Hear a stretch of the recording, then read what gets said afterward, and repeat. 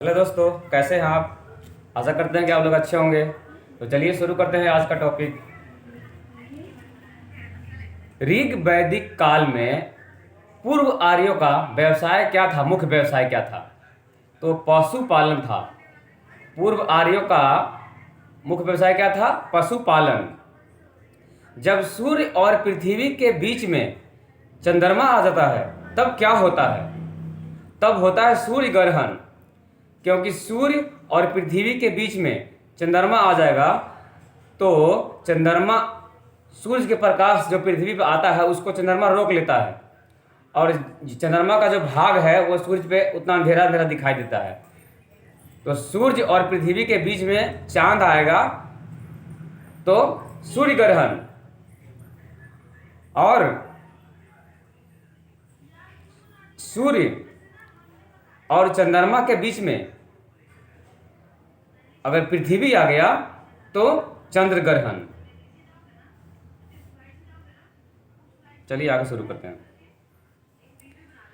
माजुली विश्व की सबसे बड़ी नदी द्वीप है, वो कहाँ है।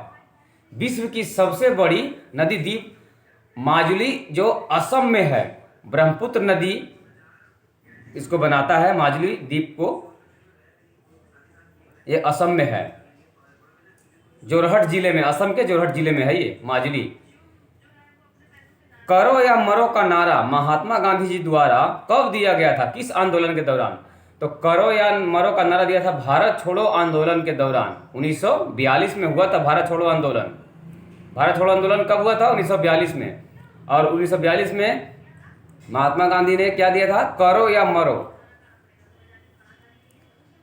एशियाई महाद्वीप का सबसे बड़ा द्वीप कौन सा है, तो ये है बोर्नियो द्वीप। बोर्नियो द्वीप कहाँ है, ये जापान में है। एशिया महाद्वीप का सबसे बड़ा द्वीप कौन सा द्वीप है, तो बोर्नियो द्वीप है। भारत के राष्ट्रपति का, भारत के राष्ट्रपति भारत का प्रथम नागरिक होता है। क्वेश्चन आ जाएगा कि भारत का प्रथम नागरिक कौन है, तो भारत का राष्ट्रपति ही भारत का प्रथम नागरिक हैं। पके हुए आम में कौन सा विटामिन पाया जाता है, पके हुए आम में विटामिन ए पाया जाता है। प्याज क्या है, जो प्याज हम लोग खाते हैं वो क्या है, तो प्याज एक बल्ब है, बल्ब, उसको कंद कहते हैं प्याज को। प्याज क्या है, कंद है, कंद। कंद प्रकंद इस तरह का आता है, साइंस में पढ़ना है। तो प्याज क्या है, कंद है। अंग्रेजी में क्या बोलते हैं उसको, बल्ब। क्लोनिंग पद्धति किससे संबंधित है, क्लोनिंग, तो ये जनन विज्ञान से संबंधित है, क्लोनिंग। भारतीय संविधान में कुल कितनी अनुसूची हैं, तो भारतीय संविधान में कुल 12 अनुसूची हैं। 10 + 2 12 अनुसूचियां हैं भारतीय संविधान में। बताइए कि असम की राजधानी शिलांग से दिसपुर बदल दी गई कब, तो 1974 ईस्वी में। 1974 ईस्वी में असम की राजधानी शिलांग से दिसपुर बदल दी गई। क्वेश्चन आ जाएगा कि दिसपुर से पहले असम की राजधानी कहाँ थी, तो शिलांग। भारत का राष्ट्रपति बनने वाला प्रथम असामी, जो असम के व्यक्ति थे उनका नाम क्या है, जो भारत के राष्ट्रपति बने प्रथम असामी व्यक्ति का नाम क्या है, तो फखरुद्दीन अली अहमद। भारत का राष्ट्रपति बनने वाला प्रथम असामी व्यक्ति तो फखरुद्दीन अली अहमद। मृत सागर में पानी का क्वथनांक उच्चतम होता है। समुद्र की गहराई किस यंत्र से मापते हैं, तो फैदोमीटर से मापते हैं। समुद्र की गहराई को मापने वाला यंत्र क्या है, फैदोमीटर। पृथ्वी का सबसे नजदीक ग्रह कौन सा है, तो पृथ्वी का सबसे नजदीक ग्रह है शुक्र। उसको पृथ्वी का भगनी भी कहते हैं शुक्र को, या पृथ्वी का जुड़वा बहन भी कहते हैं शुक्र को। हमारे पास है बिल्कुल शुक्र ग्रह। क्वेश्चन ऐसा आ जाएगा कि सूर्य के सबसे नजदीक ग्रह कौन सा है, तो वो होगा बुध। बुध है जो सूर्य के सबसे नजदीक है और वो 88 दिन में बुध को परिक्रमा कर देता, सूर्य को एक बार में घूम जाता है वो। तो बुध पे एक साल कितने दिन का होता है? 88 दिन का। और हमारा पृथ्वी लेता है 365-66 दिन घूमने में।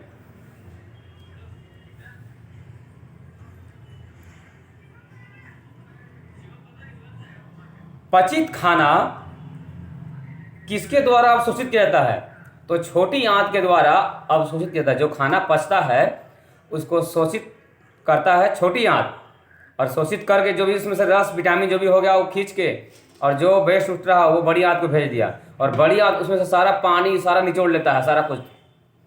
और जो बेकार अवशिष्ट हो गया कि अब इसमें से कुछ नहीं है, वो लेट्रिन के मतलब वो बाहर उसको कर देता है।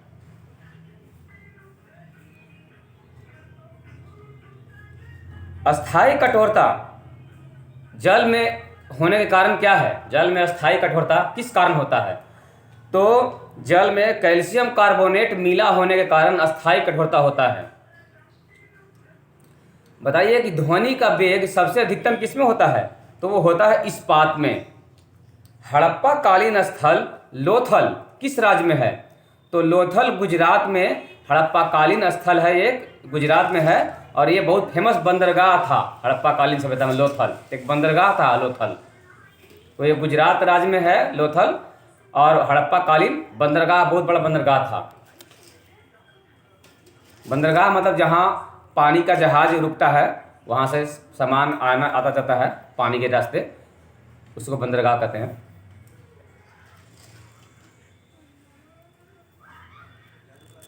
राष्ट्रीय विज्ञान दिवस कब मनाया जाता है भारत में?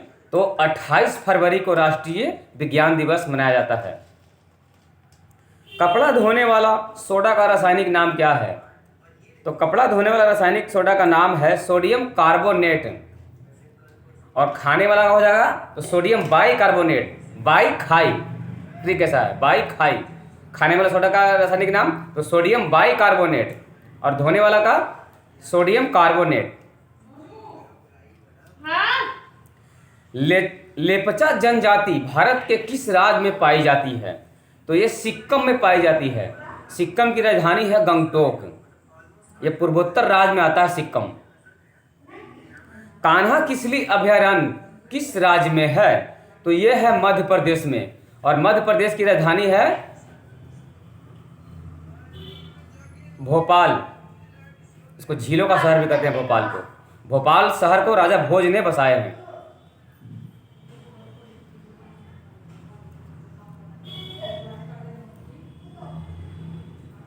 भौगोलिक स्थिति से भारत किस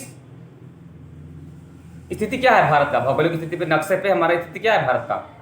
तो 68 डिग्री 7 तथा 97 डिग्री 25 ये हमारा भौगोलिक स्थिति है। जल का अधिकतम घनत्व कितना डिग्री सेंटीग्रेड पे होता है? तो ये होता है 4 डिग्री सेंटीग्रेड पे। जल का अधिकतम घनत्व 4 डिग्री सेंटीग्रेड पे होता है। पारा किससे आसानी से निकाला जाता है? तो सीने बार से। सीने बार है जो पारा का अयस्क है। अयस्क मतलब उससे पारा निकलता है, उससे प्राप्त होता है हमको, उसको अयस्क बोलते हैं। तो पारा का अयस्क क्या है? सीने बार। गवर्नर जनरल बंगाल में अस्थाई बंदोबस्त लागू किए। कौन है वो? जो गवर्नर जनरल बंगाल में अस्थाई बंदोबस्त लागू करने वाले गवर्नर जनरल का नाम क्या है? तो नाम है Lord Cornwallis. Lord Cornwallis. Jana Gana मन राष्ट्रीय गान कब गया था? तो यह गाया गया था 27 दिसंबर 1911 को कोलकाता अधिवेशन में गाया गया था। जन गण मन राष्ट्रीय गान 27 दिसंबर 1911 ईस्वी को कोलकाता के अधिवेशन में गाया गया था। भारतीय संविधान में नीति निर्देशक तत्व किस देश से लिया गया है? तो ये आयरलैंड से लिया गया है। नीति निर्देशक तत्व जो हमारे भारतीय संविधान में हैं वो किस देश से लिया गया है? आयरलैंड से लिया गया है। तराइन का प्रथम युद्ध कब हुआ? तो तराइन का प्रथम युद्ध 1191 ईस्वी में हुआ। पृथ्वीराज चौहान और मोहम्मद गौरी के बीच में। इसमें मोहम्मद गौरी बुरी तरह से पराजित हुआ था और तराइन का द्वितीय युद्ध 1192 ईस्वी में हुआ।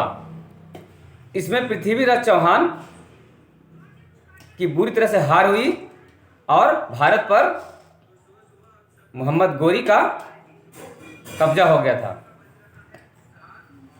दिल्ली पर मोहम्मद गौरी, दिल्ली का साथ था ना पृथ्वीराज चौहान।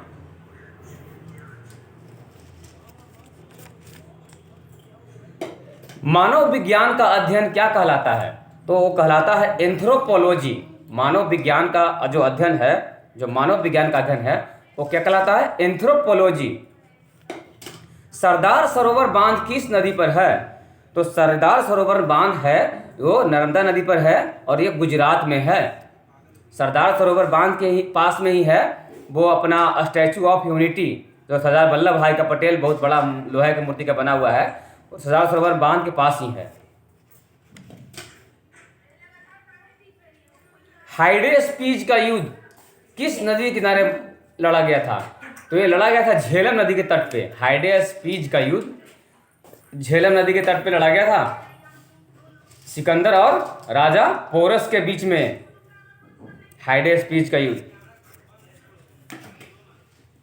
विटामिन जो वसा में घुलनशील है, तो विटामिन के है वह विटामिन जो वसा में घुलनशील है। वसा मतलब तो तेलीय जो घी हो गया या तेल, तो उसमें जो घुलने वाला विटामिन कौन है? तो विटामिन के।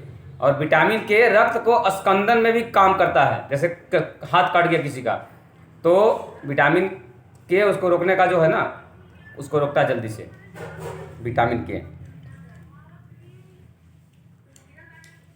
चोल वंश का अंतिम शासक राजेंद्र द्वितीय था। चोल वंश का अंतिम शासक राजेंद्र द्वितीय था। दिलवाड़ा में माउंट आबू, दिलवाड़ा मंदिर माउंट आबू में है, जो जैन मंदिर है। माउंट आबू कहाँ है? राजस्थान में है। दिलवाड़ा का जैन मंदिर कहाँ है? माउंट आबू में। और माउंट आबू कहाँ है? राजस्थान में है। राजस्थान का पहाड़ी इलाका है माउंट आबू। दक्षिण भारत में मंदिरों का बृहद प्रवेश द्वार को क्या कहते हैं? तो गोपुरम कहते हैं उसको। दक्षिण भारत में मंदिरों का जो बृहद प्रवेश द्वार है उसे गोपुरम कहा जाता है। शैवाल में किसकी बहुलता होती है? तो क्लोरोफिल की। शैवाल में क्लोरोफिल की बहुलता होती है, मतलब बहुत मात्रा में होता है। भारत में इलायची का सर्वाधिक खेती किस राज्य में होता है? तो ये है हमारा मसालों का बगीचा कहने वाला केरल। मसालों की खेती भारत में नंबर 1 केरल ही है, तो इलायची खेती केरल में होता है सबसे ज़्यादा।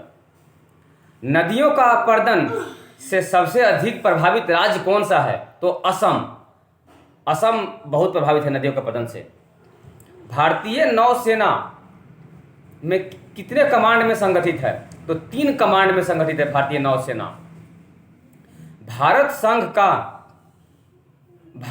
का भाग होने से पहले गोवा किसका भूभाग था? तो गोवा पर पुर्तगालियों का राज था। और पुर्तगालियों से भारत को कब इस आज़ादी मिला था? इसको गोवा को 1961 में।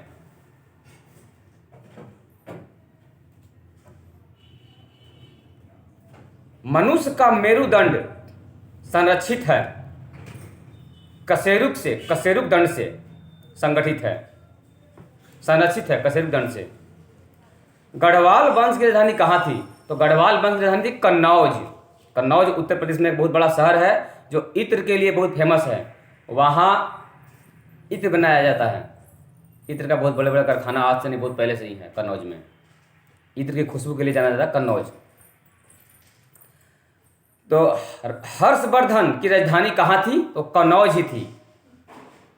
क्रायोजेनिक इंजन का प्रयोग किस में होता है? तो रॉकेट में होता है। क्रायोजेनिक इंजन का प्रयोग किस में होता है? रॉकेट में होता है। विश्व व्यापार संगठन मंत्री स्थलीय बैठक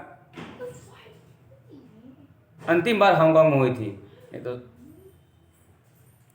तेलुगु भाषा को क्या कहते हैं? तो इटालियन ऑफ द ईस्ट कहते हैं तेलुगु भाषा को। तेलुगु भाषा को और किस नाम जानते हैं? Italian of the east. Sindhu घाटी सभ्यता में हल चलाने का साक्ष्य कहाँ से प्राप्त हुआ है? तो ये कालीबंगन से मिला है। हल चलाने का साक्ष्य कहाँ से मिला है? कालीबंगन। कालीबंगन कहाँ है? ये राजस्थान में एक सिंधु घाटी का एक स्थल है जो कालीबंगन राजस्थान में है। भारी मशीनों में कार्बन का अपरूप स्नेहक के रूप में प्रयोग किया जाता है। क्या है वो? ग्रेफाइट। भारी मशीनों में स्नेहक के रूप में ग्रेफाइट का प्रयोग स्नेहक के रूप में किया जाता है। बीन्स की फसल में मृदा नाइट्रोजन यौगिकरण को बढ़ाता है। बीन्स की फसल में मृदा नाइट्रोजन यौगिकरण को बढ़ाता है। ट्रांसफार्मर का प्रयोग किस लिए किया जाता है? तो वोल्टेज को नियंत्रण करने के लिए ट्रांसफार्मर का प्रयोग किया जाता है। पृथ्वी का सबसे निकट ग्रह शुक्र। राजा राम मोहन राय सती प्रथा को खत्म कराने के लिए जाना जाता है भारत में। लॉर्ड विलियम बेंटिक के सहयोग से भारत में सती प्रथा का अंत राजा राम मोहन राय ने किया था। ये 1900 लॉर्ड विलियम बेंटिक का काल कौन सा है? 1929-30 के आसपास के हुआ एक घटना।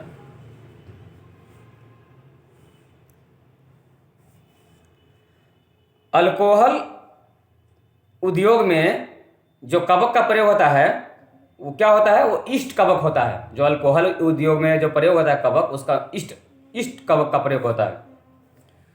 बताइए कि पांडिचेरी किसका उपनिवेश था? तो फ्रांसीसी का उपनिवेश था। पांडिचेरी फ्रांसीसी का उपनिवेश था। महाबलीपुरम के मंदिर किस वंश के द्वारा बनाया गया है? तो ये बनाया गया है पल्लव वंश के द्वारा महाबलीपुरम के मंदिर। केंद्रीय मंत्रिपरिषद किसके प्रति उत्तरदायी होता है? तो लोकसभा के प्रति उत्तरदायी होता है। केंद्रीय मंत्रिपरिषद लोकसभा के प्रति उत्तरदायी होता है। इंग्लैंड की मुद्रा क्या है? इंग्लैंड की मुद्रा है पाउंड। इंग्लैंड की मुद्रा क्या है? पाउंड। भोजन का पाचन कहां से शुरू होता है? तो मुंह से जो हमारा जो लार से ही जो है तो भोजन का पाचन शुरू हो जाता है। मनुष्य का सामान्य रक्तचाप कितना होता है? तो 120/80। मनुष्य का सामान्य रक्तचाप 120/80। वाट को किसमें प्रकट करते हैं? जूल प्रति सेकंड में प्रकट करते हैं वाट को। सुखोई क्या है? तो यह एक प्रसिद्ध लड़ाकू विमान है। रोजर फेडरर का संबंध टेनिस खेल से है। रोजर फेडरर टेनिस का बहुत बड़ा खिलाड़ी थे। राज्यसभा सदस्य बनने की न्यूनतम आयु क्या है? तो 30 साल। कोई व्यक्ति राज्यसभा के लिए चुना जाएगा उसका न्यूनतम आयु कम से कम 30 साल होनी चाहिए। और कोई व्यक्ति लोकसभा का चुनाव लड़ सकता है तो उसका न्यूनतम आयु 25 साल है। और कोई व्यक्ति राष्ट्रपति का चुनाव भारत का लड़ सकता है तो उसका न्यूनतम एज 35 साल है। याद रखिएगा।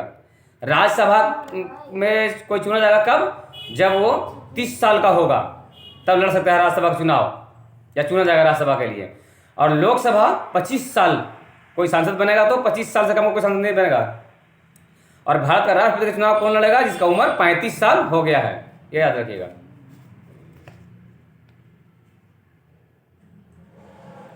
नटराज की मूर्ति किस काल की है? तो चोल काल की है। नटराज की मूर्ति जो किस काल में बनी? चोल काल में। भारत में एकमात्र राज्य जिसकी सीमा सिक्किम से लगती है पश्चिम बंगाल है। भारत का एकमात्र राज्य है जिसकी सीमा पश्चिम बंगाल से लगती है, वो है सिक्किम। ओलंपिक खेलों की शुरुआत किस देश से हुई थी? तो हुआ था ग्रीस, उसको यूनान कहते हैं।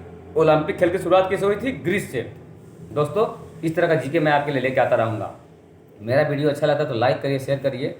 एक बेस बनाने में आपका एक बेहतरीन भूमिका है। फॉर्म भरने से पहले तैयारी करके रखिए। Thank you.